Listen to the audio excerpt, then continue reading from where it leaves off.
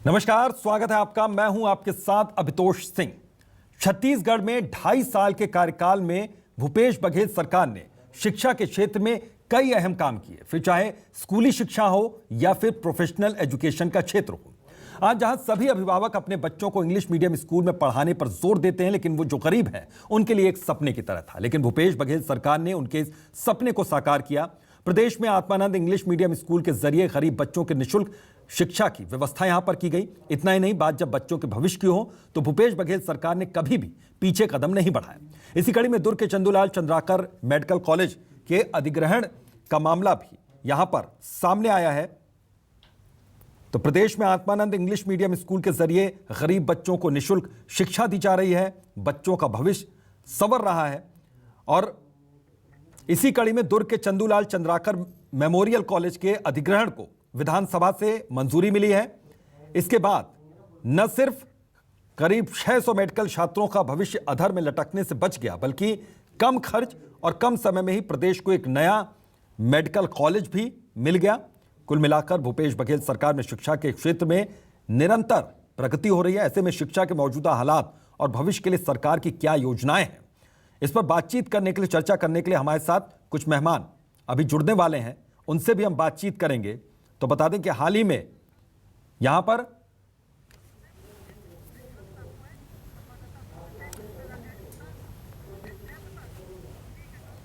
तो हमारे साथ कुछ मेहमान जुड़ गए हैं इस पर चर्चा करने के लिए।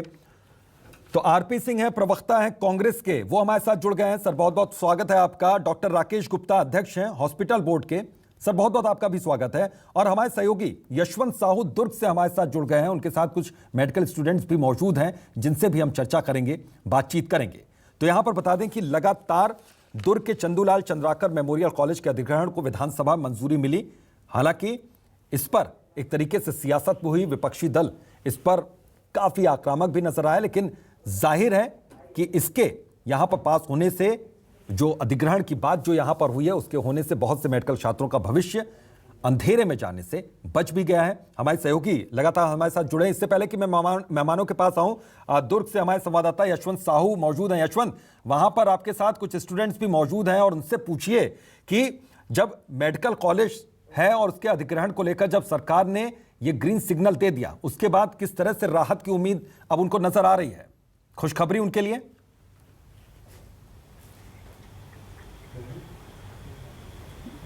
जी बिल्कुल, मैं आपको बता दूं कि दुर्ग जिले के लिए बहुत बड़ी खुशखबरी है, छत्तीसगढ़ के लिए खुशखबरी है। मेडिकल कॉलेज जो 4 साल से 0 ईयर पे था, वो मेडिकल कॉलेज खुलने जा रहा है। तो जाहिर सी बात है कि छात्रों में खुशी का माहौल तो है, साथ ही प्रदेश के सभी लोगों के लिए उत्साह भी है। तो हमारे साथ कुछ बच्चे भी हैं जो स्टूडेंट हैं, जो वहाँ से पढ़ाई किए हैं, उनसे हम बात करेंगे। आपने चंदूलाल मेडिकल कॉलेज से पढ़ाई की है, अभी इंटर्नशिप दूसरे हॉस्पिटल से करना पड़ रहा है, कितना अच्छा लगा? जी बहुत अच्छा लग रहा है कि मतलब शासकीयकरण हो गया।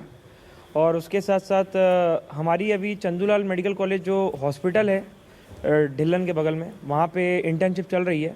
और कुछ कोर्स मतलब कुछ सब्जेक्ट्स की इंटर्नशिप कॉलेज में भी चल रही है। तो हमारी मांग, अभी हमारी परसों मुलाकात हुई थी मुख्यमंत्री जी से, तो उनके तरफ से बहुत पॉजिटिव चीज़ें मिली हैं कि आने वाले समय में बहुत जल्द ही इंटर्नशिप भी जो है डॉक्टर्स की यहाँ पे बहुत सारे वो की जाएगी, ड्यूटी लगाई जाएगी, और जिनसे सबको बहुत बहुत प्रॉफिट मिलेगा। और हर साल 150 डॉक्टर जब पास आउट होके निकलेंगे तो कहीं ना कहीं ये पूरे शासन को, बहुत शासन के लिए, पूरे विश्व मतलब देश के लिए, पूरे स्टेट के लिए बहुत अच्छी बात है। वैसे भी क्योंकि डॉक्टरों की बहुत कमी है, तो ये बहुत अच्छा रहेगा।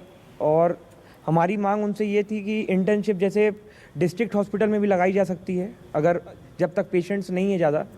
और उसके साथ साथ जैसे अगर उसमें ज़्यादा लोड पड़ता है एक डिस्ट्रिक्ट में, तो हर डिस्ट्रिक्ट में जो जहाँ के हैं वहीं जाके अपने वहाँ के CSC में, PSC में वर्क कर सकते हैं। वहाँ पे अच्छा सीखने का अवसर मिलेगा सबको। तो ये सरकार ने जो फैसला लिया है उसमें अधिग्रहण का, ये आने वाले समय में बच्चों को कितना फ़ायदा हो जाएगा? बच्चों के लिए तो बहुत ज़्यादा फ़ायदेमंद है ये। और ऐसा है कि सिर्फ बच्चों के लिए नहीं, स्टेट के लिए अच्छा है कि नए डॉक्टर्स आएंगे। अधिग्रहण से जो टीचर की कभी कमी हो सकती थी वह पूरी हो जाएगी। बच्चों को सीखने के लिए और अच्छे से मौका देंगे, और जो बच्चे लोग ऑलरेडी एडमिट हो गए हैं उनके लिए बहुत ज़्यादा फ़ायदेमंद है। कुछ तकलीफ़ें भी हुई हों आप लोगों को 3-4 साल में कॉलेज के बंद हो जाने से? हाँ, तकलीफ़ें तो होती हैं। कॉलेज बंद होता है तो आपकी पढ़ाई डिस्टर्ब होती है, आपको प्रैक्टिस करने की प्रॉब्लम होती है। लेकिन ये जो आने वाली तकलीफ़ें ना, ये सब हट जाएगी हमारे छोटे जूनियर लोगों के लिए। जी, जैसा कि आपने सुना है छात्रों से, हमारे साथ कुछ पेरेंट्स भी हैं जो इस फैसले से काफ़ी उत्साही हैं और काफ़ी खुश भी हैं। उनसे बात करते हैं। जी, इस फैसले को लेकर यशवंत, आपके पास आता हूं, मैं दोबारा आपके पास लौटता हूं। हमारे साथ कुछ मेहमान भी जुड़े हुए हैं, पहले उनसे एक सवाल ले लेता हूं, उसके बाद मैं आता हूं आपके पास। आरपी सिंह साहब हमारे साथ जुड़े हुए हैं, कांग्रेस के प्रवक्ता हैं। आरपी सिंह साहब, सबसे पहले तो मैं बधाई दे दूं यहां पर सरकार को कि एक बड़ा कदम यहां पर उठाया, सराहनीय कदम उठाया, क्योंकि बहुत से बच्चों का भविष्य अधर में जाने से यहां पर बच गया। सर, लेकिन इसको लेकर सवाल एक तरीके से उठाया गया, तो थोड़ा आपसे समझना चाहेंगे आपके नजरिए से कि किस तरीके से ये मेडिकल छात्रों के लिए फायदेमंद आपका जो फैसला है सरकार का, वो साबित हो रहा है। सबसे पहले तो आपने जो बधाई दी उसके लिए मैं आपको धन्यवाद देता हूँ जी परिवार को धन्यवाद देता हूँ। साथ ही साथ आपके माध्यम से प्रदेश की जनता और माननीय मुख्यमंत्री भूपेश जी की बहुत बहुत धन्यवाद देता हूँ। जी, देखिए, इस कॉलेज का अधिग्रहण क्यों आवश्यक था मैं आपको बताता हूँ। सबसे पहले हम इस बात को समझ लेते हैं कि निजी कॉलेज क्या होता है, सरकारी कॉलेज क्या होता है। अभी छत्तीसगढ़ में 2 निजी मेडिकल कॉलेज काम कर रहे हैं। वहां पर एक छात्र की औसत 1 साल की फीस 6.5 लाख रुपए होती है और हॉस्टल की फीस होती है 1.5 लाख, यानी कुल 8 लाख रुपए 1 साल का एक छात्र का फीस निजी मेडिकल कॉलेज का होता है। सरकारी मेडिकल कॉलेज का फीस होती है साल की 40,000 रुपया और हॉस्टल की फीस होती है मात्र 300 रुपए।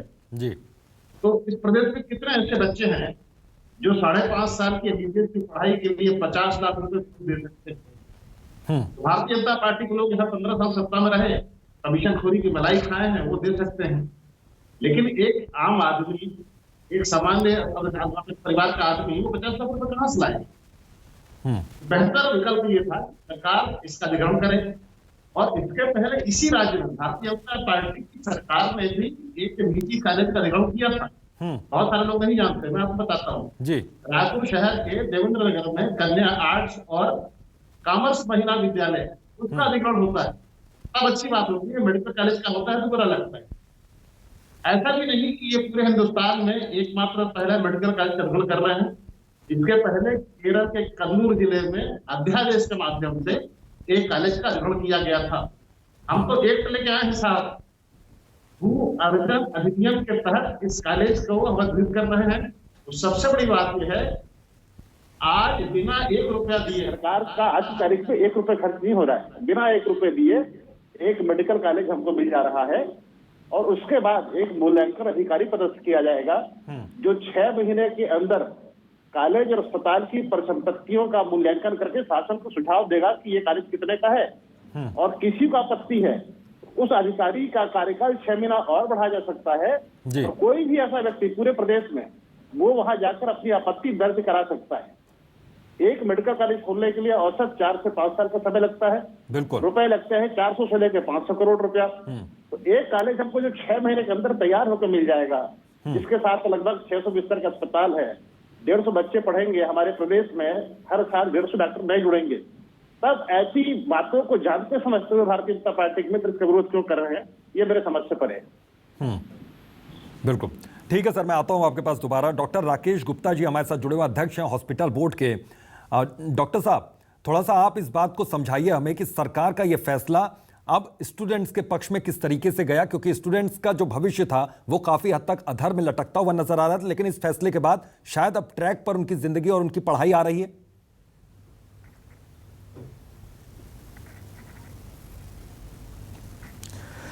देखिए, सबसे महत्वपूर्ण बात यह है कि चंदूलाल चंद्राकर मेडिकल कॉलेज का अधिग्रहण न केवल शिक्षा बल्कि स्वास्थ्य के क्षेत्र में भी एक बहुत बड़ा कदम माना जाएगा।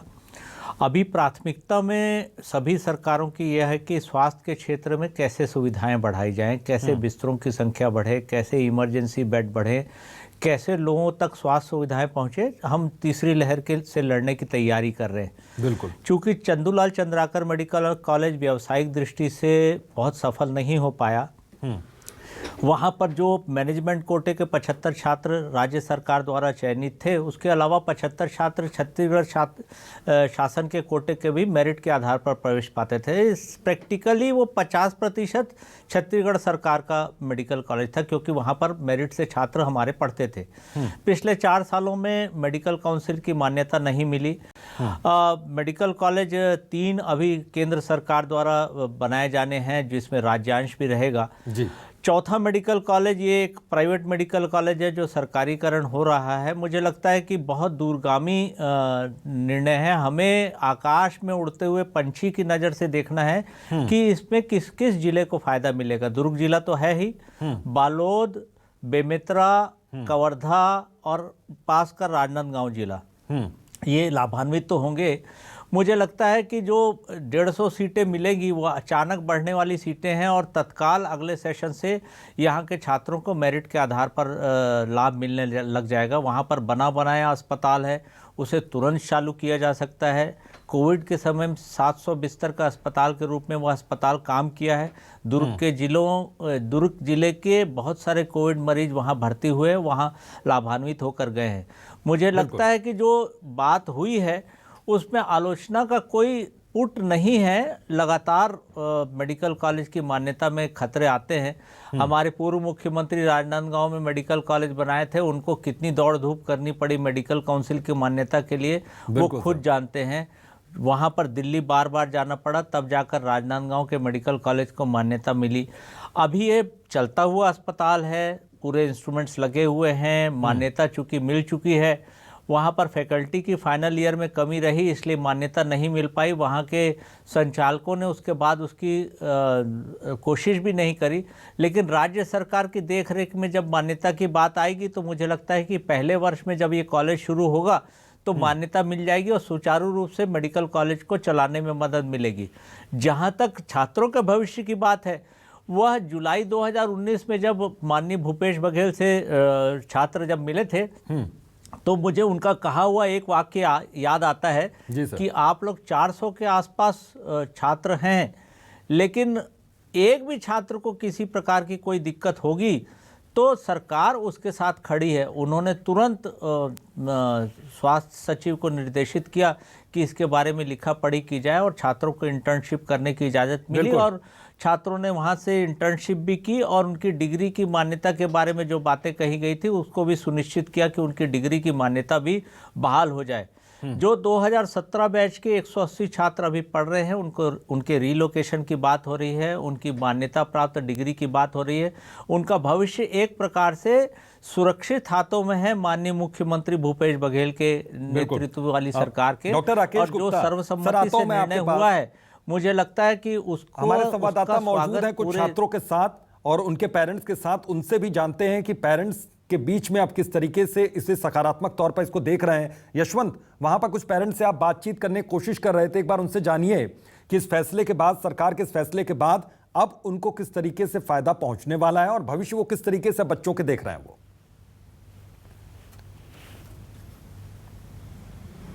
जी अभी भिलाई एजुकेशन हब है शुरू से जी, मेडिकल कॉलेज और ऐड हो जाएगा तो कितना फायदा होगा हमारे भिलाई छत्तीसगढ़? जी, मैंने बताया ना कि अगर मुझसे आप बतौर अभिभावक पूछें तो ये बहुत अच्छा कदम है।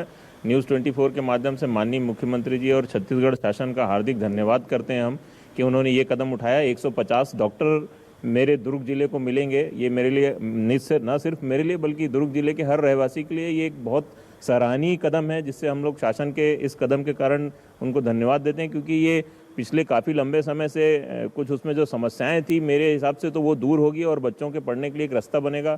मैं ये चाहता हूँ कि मेरे समान बाकी सभी अभिभावक भी सामने आकर इस कदम की सराहना करें, क्योंकि ये एक ऐसा कदम है जो कि गैर राजनीतिक तरीके से हम सबको इसको लेते हुए इसकी प्रशंसा करनी चाहिए। मतलब भिलाई अब तक एजुकेशन हब के साथ साथ इंजीनियरिंग हब भी रहा है, तो अब मेडिकल के क्षेत्र में भी हम बहुत बड़ा कदम रखने जा रहे हैं।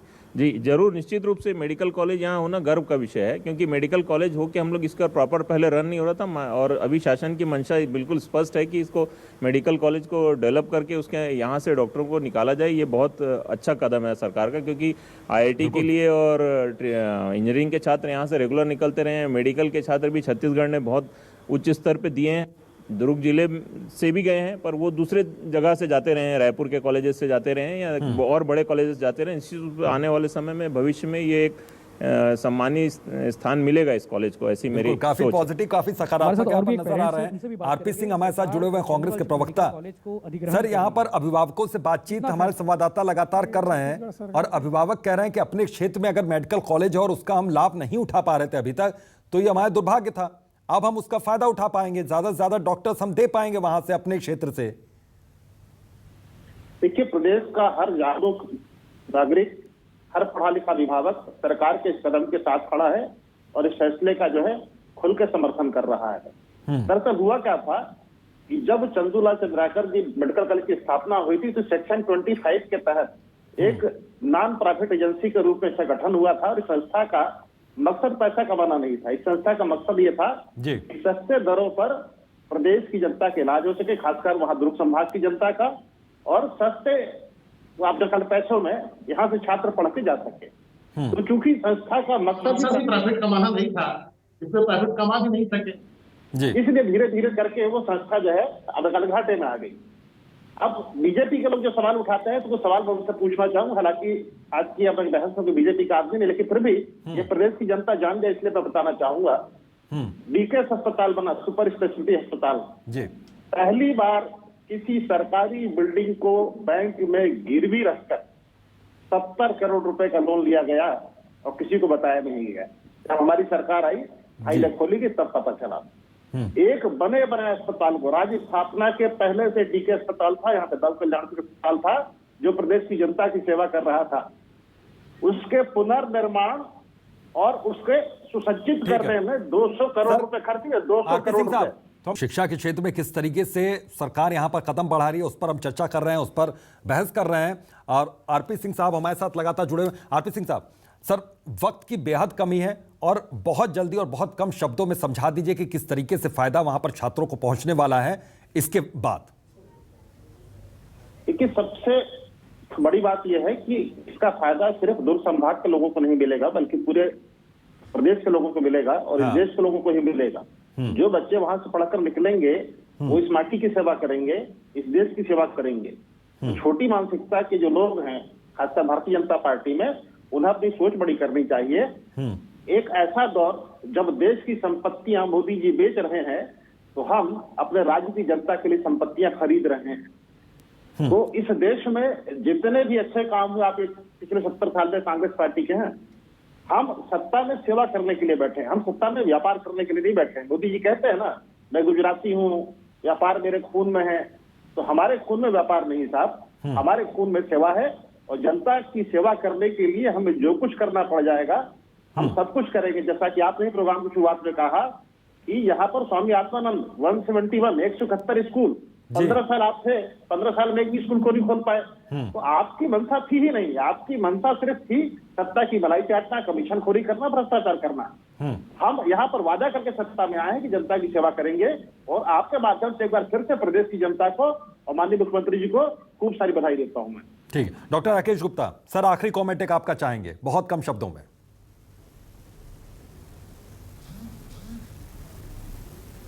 देखिए, इस संस्थान से न केवल डॉक्टर बल्कि पैरामेडिकल कोर्सेज किए हुए जो छात्र होंगे वो भी निकलेंगे। एक नर्सिंग इंस्टीट्यूट मेडिकल कॉलेज के साथ होता है, दूसरे पैरामेडिकल कोर्सेज होते हैं, वो तो रहेंगे ही। मुझे लगता है कि चंदूलाल चंद्राकर जी का जो नाम छत्तीसगढ़ के स्वप्न दृष्टा के रूप में हम जानते हैं, हमारी पीढ़ी जानती है, न केवल उनके नाम को साकार करेगा बल्कि छत्तीसगढ़ के लिए जो हमारे पूर्वजों ने स्वप्न देखे उसको भी साकार करने की दिशा में एक बहुत बड़ा कदम है। आने वाले दिनों में यह मेडिकल कॉलेज उत्कृष्ट संस्थान के रूप में डेवलप होगा, उम्मीद है। मैं यही उम्मीद करता हूं कि सब लोग इसके सकारात्मक पक्ष को देखें, इसमें और जो चीज़ें अच्छी हो सकती हैं चिकित्सा और स्वास्थ्य के क्षेत्र में उसमें सहयोग करें। सरकार, मुझे लगता है सरकार बहुत सकारात्मक पक्ष को देखती है और आने वाले दिनों में जो अच्छे सुझाव मिलेंगे डॉक्टरों की तरफ से या फिर दूसरे लोगों की तरफ से, सामाजिक कार्यकर्ताओं की तरफ से, वो न केवल स्वास्थ्य शिक्षा बल्कि दूसरे क्षेत्रों में भी दिए जाने चाहिए ताकि छत्तीसगढ़ आगे बढ़े और हम सब उसको गर्व से देख सकें। बिल्कुल, छत्तीसगढ़ आगे बढ़े और हम उसको गर्व से देख सकें। यशवंत, एक आखिरी रिएक्शन, वहां पर जो स्टूडेंट्स मौजूद हैं, फायदेमंद उनको नजर आया यह अधिग्रहण? उनकी राह आसान हुई?